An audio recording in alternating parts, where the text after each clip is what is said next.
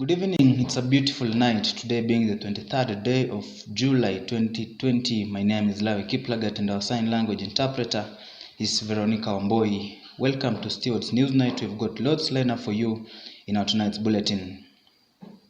Kenya has recorded the highest number of new COVID-19 infections in the last 24 hours at 796, taking the total number of confirmed coronavirus cases in the country to 15,601. This is after testing 6,745 samples. Making the announcement during the daily briefing on Thursday, Health Chief Administrative Secretary Dr. Mercy Mwangangi also revealed that another 378 patients have recovered, bringing the total number of recoveries in the country to 7,135. She, however, announced that 3 more people have succumbed to COVID-19, bringing the total number of deaths in Kenya to 263. 3 of the new cases are foreign nationals, while the rest are Kenyans aged between 1 and 87 years old.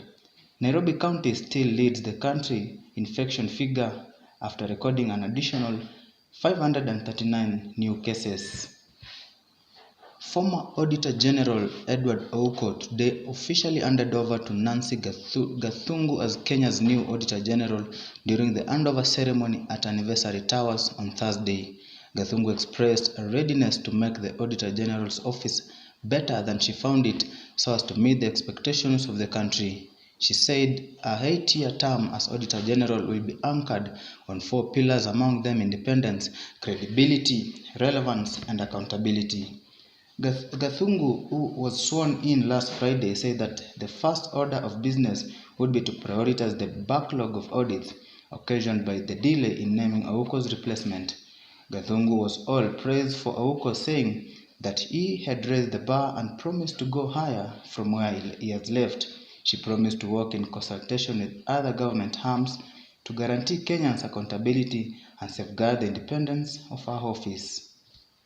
The suspected Al-Shabaab militants' attack at a police camp in Garissa on Wednesday evening costed 1 life of a police officer, leaving 3 others with injuries. This is according to Northeastern Regional Coordinator Nick Ndalama, who said the injured officers are hospitalized in Garissa. During the evening attack, locals say they heard loud explosions followed by a series of gunfire at Yumbe's Rural Border Patrol Unit camp in Dadaab sub-county after the militants accused them of sharing information with security agencies. In a similar incident at Banane, several houses were set ablaze, including a house belonging to a local primary school head teacher. Security officers responding to the incidents narrowly escaped death after an explosive planted on the road leading to the village caught them unexpected. The Ethics and Anti-Corruption Commission (EACC) has today arrested 5 senior officials of Nandi County government in connection with alleged misappropriation of 19.7 million Kenyan shillings. The amount is said to have been paid to a company owned by a senior county official in the award of a tender for supply of water dispensers and road construction.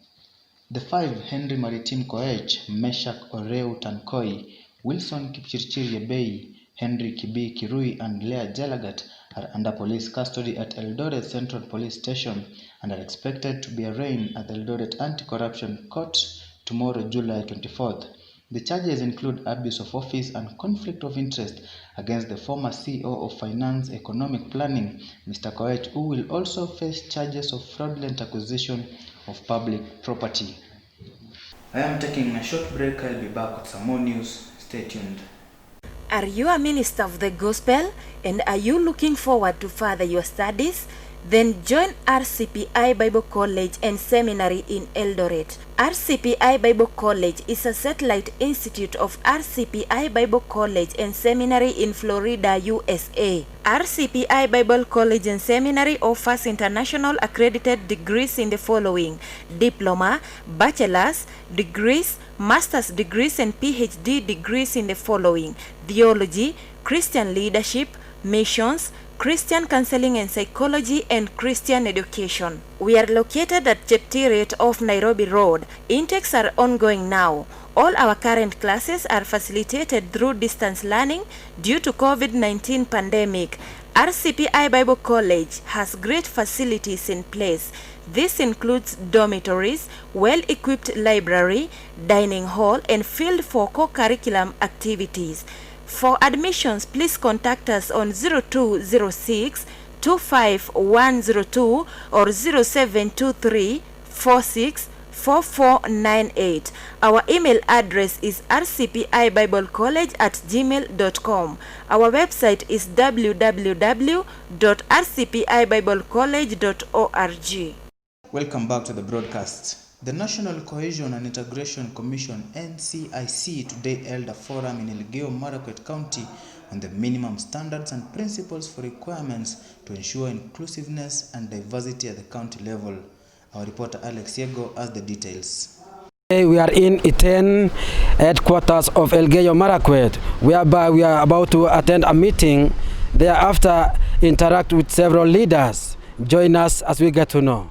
National Cohesion and Integration Commission NCIC today held a forum on the minimum standards and principles for recruitment to ensure inclusiveness and diversity at county level in Elgeyo Marakwet County.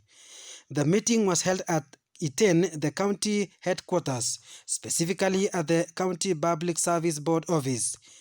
Leaders deeply scrutinized on balanced spread of job opportunities in the four wings of the county, namely Marakwet East, Marakwet West, Keyo East, and Keyo South. Engineer Philip Okundi, the director of NCIC, said that communities in the county should embrace unity and support national and county efforts on development.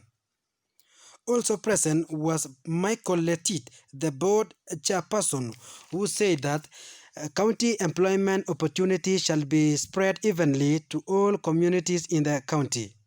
He also hinted that this year's audit shall be done soon and findings shall be shared in the public domain. Leaders present insisted for equity, transparency, and equality in the Commission for a better future of Elgeyo Marakwet. Press the fourth estate.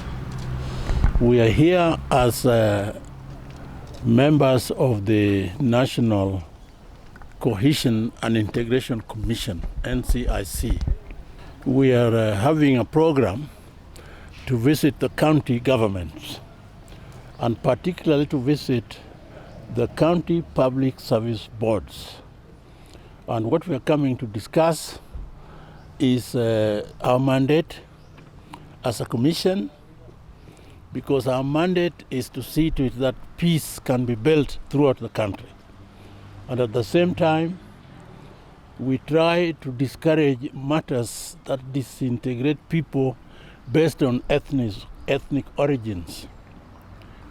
We all know that in the year 2000 and 2008, 2007, 2008, Kenya was burning because of disagreements arising from elections. And the whole world said, look, sort it out in Kenya. And the United Nations sent up a very powerful commission set up by the then Kofi Annan, who was the Secretary General, that we mark out hot spots throughout the country. Here there is a hot spot between you and Baringo, between you and Turkana, between you and other areas. And there is also in Nandi and Kakamega, there's in Marsabit, there is in Narok, there is Kisii and Kipsibis and Kisumu. So all these are hotspots where people disagree because the utilization of resources are not agreed. Our job is to give advice where necessary. But in the area of creation of peace, because if there are no peace, we cannot have these good roads. If there are no peace, we cannot have any place looking like this.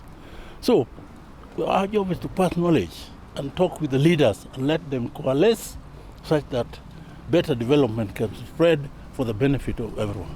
Thank you, members of the press. I think we are about a team from National Cohesion and Integration Commission.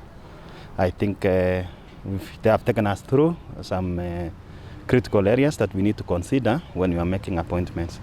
So I think we are still going on, and finally when we finish, then we'll be able to look at it as now as a board, what we assess ourselves, where we are, what they have given us, and finally how should we go forward on this.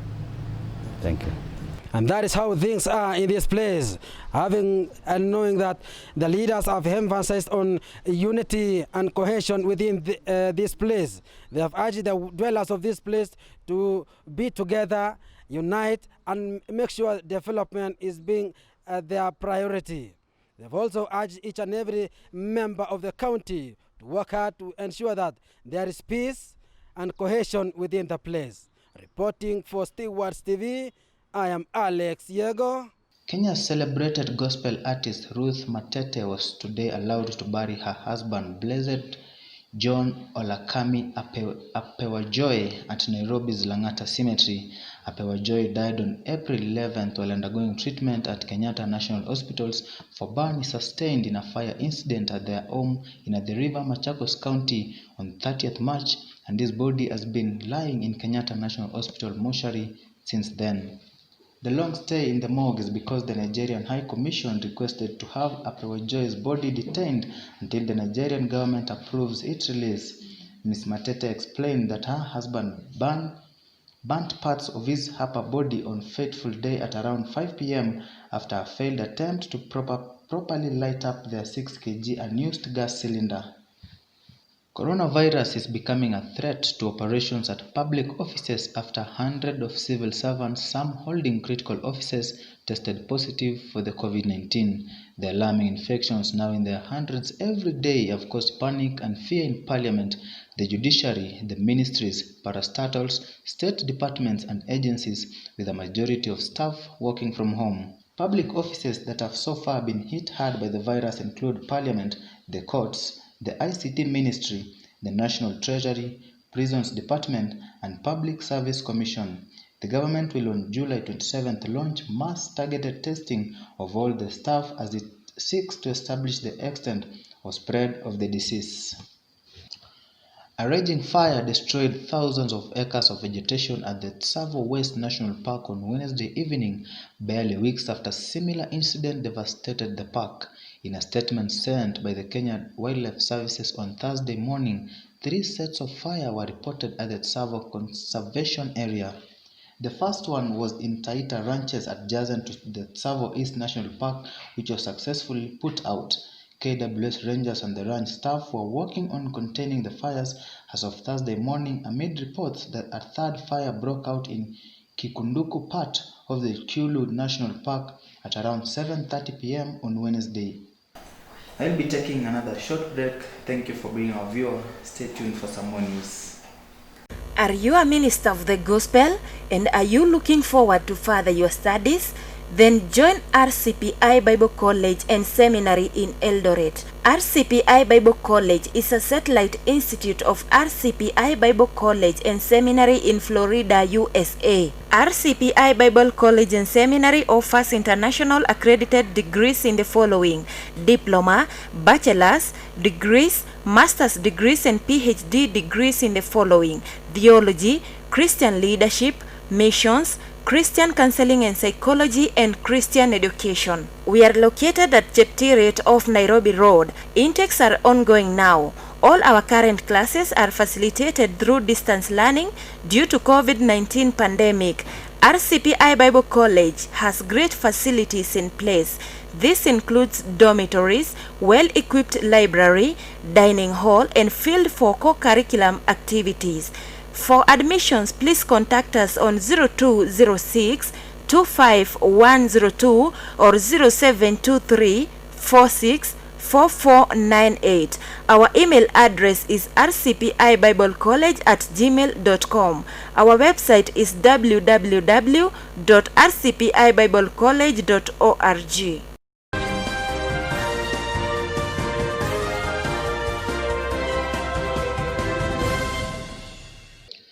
Welcome back to the broadcasts. And internationally, South Africa has reported the highest single-day COVID-19 deaths at 572, taking the country's death toll to 5,940. On Thursday, the country reported 3,150 new cases of the coronavirus from a sample size of 48,553. Researchers from South Africa's Medical Research Council say the figures for natural deaths are far higher than usual, suggesting that thousands of coronavirus deaths may be going unreported. Experts have warned that South Africa could be staring at a crisis amid an appeal for grave diggers as cases shoot up every day. President Cyril Ramaphosa implemented a tough lockdown at the end of March, shutting shops, requiring people to stay at home, and sending the army on the streets to enforce it back when South Africa had only 400 recorded cases. Currently, there are over 380,000 confirmed cases of coronavirus in Africa, with more than 181,000 recoveries and 9,500 deaths. And in sports, former 1500 meters world champion Elgeyo Marakwet has been provisionally suspended for missing doping tests. The Athletics Integrity Unit said that the Kenyan runner has been charged with whereabouts failures and no timetable for his disciplinary case has been given. Marakwet, who won the world title in 2017, is the latest gold medalist under investigation for being unavailable to give a sample or not updating details of where they can be contacted each day by sample collection officers. Athletes who are unavailable 3 times within 12 months face a 2-year ban. Marakwet is the reigning Commonwealth Games and African champion and a multiple winner on the Diamond League track circuit. And Anfield boys finally got their hands on the Premier League trophy on Wednesday in a muted presentation ceremony in front of an empty Kop after a thrilling 5-3 victory over Chelsea in their last home game of the season. The club's first English title for 30 years had been sealed almost a month ago, with 7 games remaining following a 3-month stoppage because of the COVID-19 pandemic. Sadly, because of the pandemic that interrupted Liverpool's charge to the title, the fans missed out on what would have been a momentous night at Anfield Stadium. Despite the sanitized ceremony in the 53,000-seater stadium, Liverpool players did their best to fill the void, belting out a rendition of the club's anthem, "You Will Never Walk Alone," along with manager Jurgen Klopp and his staff. We've come to the end of our tonight's broadcast. Thank you so much for being part of us. My name is Lawi Kiplagat and our sign language interpreter is Veronica Wamboi. Have a good night.